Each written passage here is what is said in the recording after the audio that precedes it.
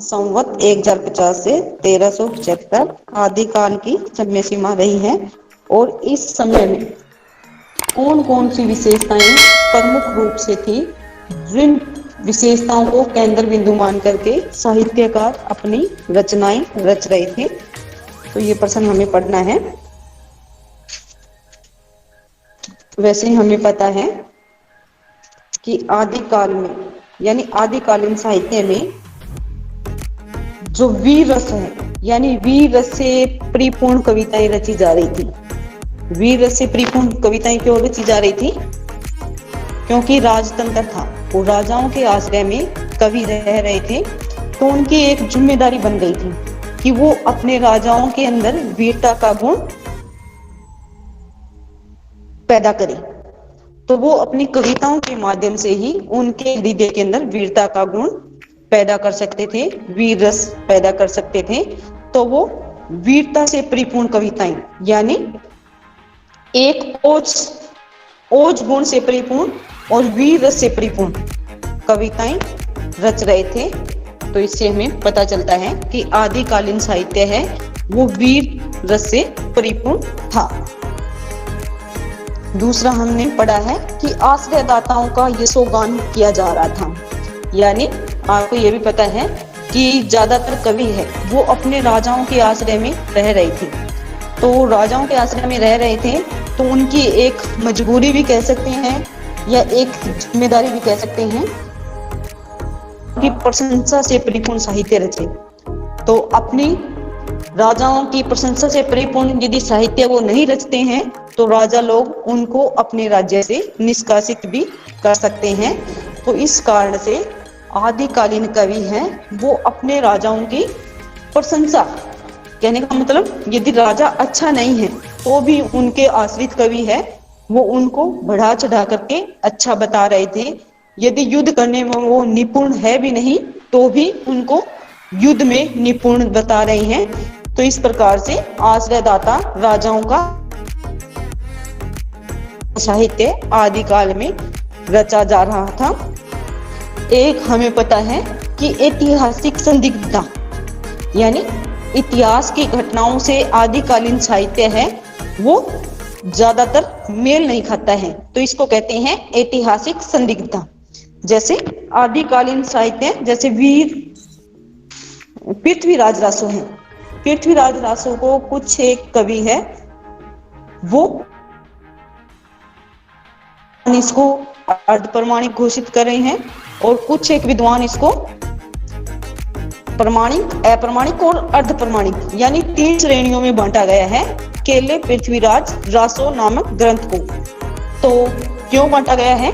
क्योंकि इसके अंदर जो घटनाक्रम दिखाया गया है चंद्रबरदाई के द्वारा वो सारा घटनाक्रम है इतिहास में जो घटनाएं घटित हो चुकी है उनके साथ मेल नहीं खा रहे। यदि इतिहास की घटनाओं के साथ मेल खाता होता तो ऐतिहासिक संदिग्धता यानी शक वो नहीं रहता।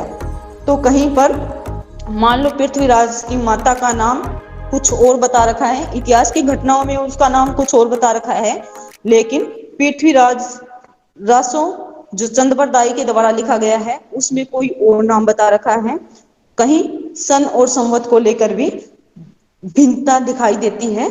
तो इससे यही सिद्ध होता है कि आदिकालीन साहित्य में हमें संदिग्ध ऐतिहासिकता दिखाई देती है। एक हमने पढ़ा है कि राष्ट्रीयता का अभाव, आदिकालीन साहित्य में हमें राष्ट्रीयता की भावना का अभाव भी दिखाई देता है।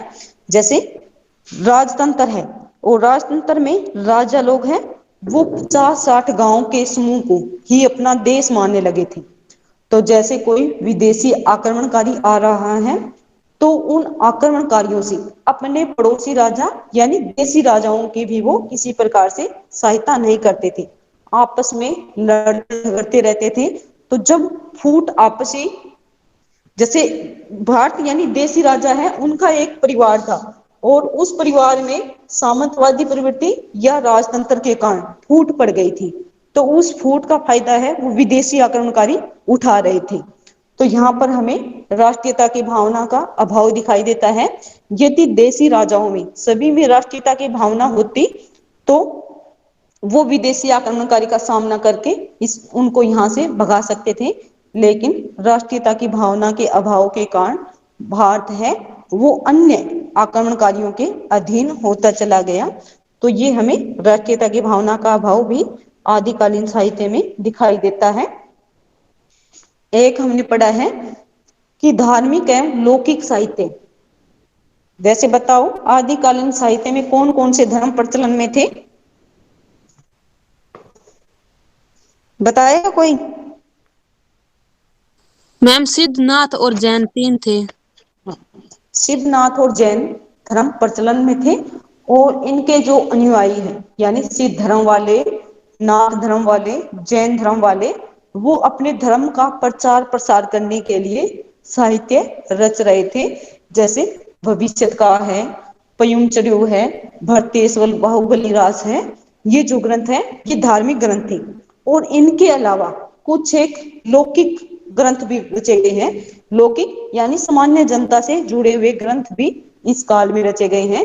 जैसे उस काल का कवि विद्यापति था, उसने विद्यापति पदावली नाम से एक रचना रची है जो कि श्रृंगार रस से परिपूर्ण थी।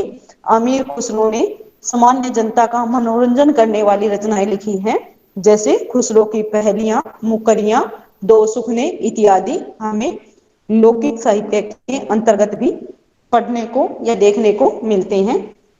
कहने का मतलब आदिकालीन साहित्य में धार्मिक और लौकिक दोनों प्रकार के साहित्य रचनाएं हैं हमें दिखाई देती हैं।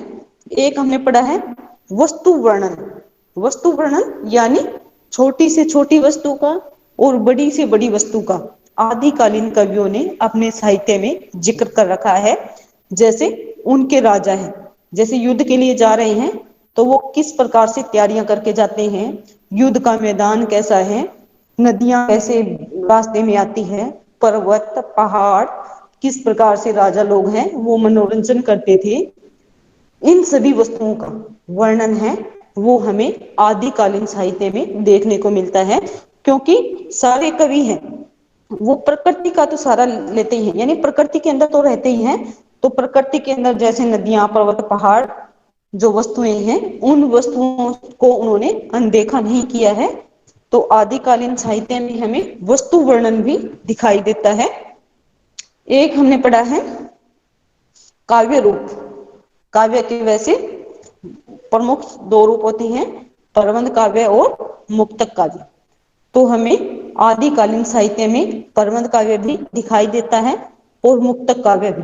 प्रबंध काव्य ये होता है कि जिस काव्य के अंदर शुरुआत से लेकर अंत तक किसी एक घटना विशेष का या किसी एक व्यक्ति विशेष के बारे में वर्णन किया जाता है तो वो होता है प्रबंध काव्य। और मुक्तक काव्य वो होता है जिसके अंदर अलग अलग विशेषताएं, जैसे इसका उदाहरण मैं आपको देती हूँ। जैसे आपने कबीरदास का बिजक यानी कबीरदास के दोहे आपने पढ़े हैं। आपने इसमें पढ़ा होगा कि कबीरदास ने कहीं पर नारी का चित्रण कर रखा है, कहीं पर गुरु का चित्रण कर रखा है, कहीं पर बाह्य आडंबरों का विरोध कर रखा है, कहीं पर निर्गुण ईश्वर की उपासना कर रखी है, कहीं पर जाति प्रथा का विरोध कर रखा है। ऐसे कहने का मतलब अलग अलग विषयों को अपनी एक रचना के अंदर कबीरदास ने जैसे डाल रखा है। तो उसी प्रकार से हमें आदिकालीन साहित्य में भी ऐसे मुक्तक काव्य भी देखने को मिलता है। इसके अलावा भाषा, जैसे भाषा भी मैंने आपको पहले भी बताया था कि सबसे प्राचीन आर्य भाषा है वो वैदिक संस्कृत थी। उसके बाद पाली, उसके नहीं वैदिक संस्कृत के बाद लौकिक संस्कृत, उसके बाद पाली, उसके बाद प्राकृत, उसके बाद अपभ्रंश। और अपभ्रंश का शोर से निरोध था, उससे हिंदी भाषा की उत्पत्ति हुई है। तो एकदम से जैसे हिंदी भाषा की उत्पत्ति हुई है ये तो स्वाभाविक है कि इससे पिछली यानी जो अपभ्रंश भाषा है उसके शब्दों को एकदम से तो झटके के साथ तो नहीं छोड़ा जा सकता है। कुछ एक विशेषताएं हैं हमें हिंदी भाषा में भी अपभ्रंश भाषा के शब्दों की दिखाई देती है। और वैसे हिंदी का शब्द भंडार बढ़ाने के लिए आदिकालीन कवियों ने उर्दू, अरबी, फारसी इत्यादि भाषाओं के शब्दों को भी अपने साहित्य के अंदर प्रयोग किया है। जब ये कवि वीर रस का या युद्धों का वर्णन करते थे उस समय ये डिंगल भाषा का प्रयोग करते थे, और जब श्रृंगार रस का प्रयोग करते थे उस समय ये पिंगल भाषा का प्रयोग करते थे। तो इस प्रकार से भाषा शैली रही है आदिकालीन साहित्य की। इसके अलावा छंद छंद छंद भी कई छंद है वो आदिकालीन कवियों के प्रिय रहे हैं। जैसे दोहा छंद है। दोहा छंद का ये महत्व होता है कि कम शब्दों में ज्यादा बातें कहना। तो आदिकालीन कवियों ने दोहा, रोला, कवित, कुंडलिया, उलाला, गाहा, छप्पे इत्यादि छंदों का भी प्रयोग अपने साहित्य में किया हुआ है। और हजारी प्रसाद द्विवेदी जी ने इनके छंदों के बारे में लिखा है। वैसे तो तलवार की झनकार में तोटक, तोमर और पदरी पर उतर आते हैं, पर जमकर वे छप्पे और दोहों में लिखते हैं। रासों के छंद जब बदलते हैं तो श्रोता के चित्त में प्रसंगानुकूल नवीन कंपन उत्पन्न करते हैं। कहने का मतलब जैसे जैसे प्रसंग बदलता है, जैसे जैसे मान लो रस बदला है, जैसे वीर वीर रस का प्रयोग हुआ है तो वहीं पर इनके छंद है वो भी परिवर्तित हो गए हैं। वैसे मधुरता वाली बातें आई हैं, माधुर्य गुण से परिपूर्ण जहां पर प्रसंग चल रहा है तो वहां पर उनका छंद है वो बदल गया है, यानी छंद है वो प्रसंग के अनुसार इन्होंने बदले हैं। कई छंदों का इन्होंने प्रयोग किया है जो हमने पढ़ा है, जैसे दोहा, तोटक, तोमर, कवित, कुंडलिया, रोला, छप्पे इत्यादि। इसके अलावा अलंकार। अलंकार हर एक कविता का एक महत्वपूर्ण गुण होता है। जैसे आपको पता है कि कोई भी कविता अलंकार विहीन नहीं होती है। अलंकार है वो कविता में स्वाभाविक, सायास या अनायास आ ही जाते हैं। तो आदिकालीन साहित्य में भी हमें कई अलंकार देखने को मिलते हैं। जैसे अतिशयोक्ति अलंकार तो इसके अंदर भरा पड़ा है, क्योंकि जब आश्रयदाता राजा के कवि हैं, आश्रित कवि हैं, वो अपने राजा का वर्णन कर रहे हैं। राजा यदि युद्ध में प्रवीण नहीं है, निपुण नहीं है, तो भी वो उनका वर्णन कर रहे हैं।